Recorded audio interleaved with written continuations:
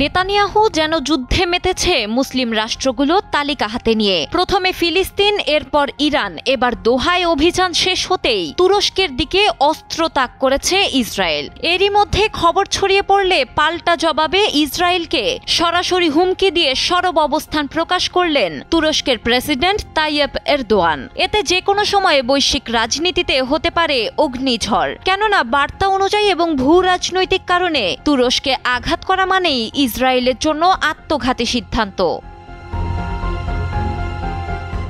Israeli এক গোয়েন্দা সংস্থা দাবি করেছে তুরস্ক থেকে ইসরায়েলে একটি হামলার পরিকল্পনা করা হচ্ছিল, যার লক্ষ্য ছিলেন বিতর্কিত ডানপন্থী মন্ত্রী ইতামার বেন গাভির। তবে সরাসরি এই অভিযোগ নাকচ করেছে তুরস্ক।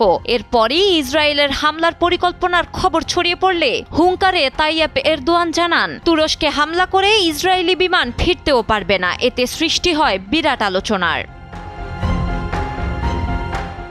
দীর্ঘদিন ধরেই ইসরায়েলের স্বার্থের পথে বড় বাধা তুরস্ক।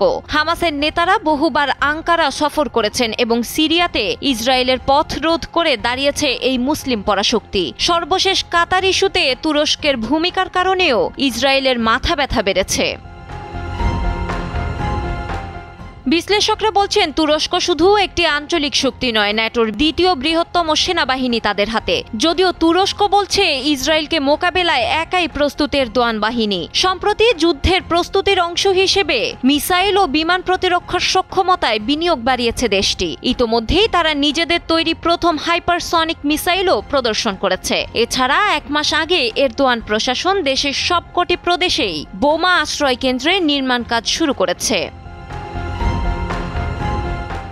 ইসরায়েলি হামলা পুরোপুরি প্রতিহত করতে না পারলেও পাল্টা হামলায় ইসরায়েলে ব্যাপক ধ্বংসযজ্ঞ চালানোর ক্ষমতা আছে তুরস্কের। তবে ইসরায়েলের আগ্রাসন মোকাবেলায় সক্রিয় কিছু কৌশল তুরস্ককে সাহায্য করতে পারে, যার মধ্যে আছে দামেস্কের সঙ্গে সামরিক ও কূটনৈতিক সহযোগিতা শক্তিশালী করা এবং আরব দেশগুলোর সঙ্গে কূটনীতি গভীর করা। আন্তর্জাতিক নিরাপত্তা বিশ্লেষকদের দাবি, ইসরায়েল আঙ্কারার উপর সরাসরি আক্রমণ চালালে তা সীমিত সংঘাত থেকে পূর্ণমাত্রার আঞ্চলিক যুদ্ধে রূপ নিতে পারে, কারণ পূর্ব ভূমধ্যসাগরে এরদোয়ানের প্রভাব বেশ শক্ত। ডেস্ক রিপোর্ট, সময়ের আলো।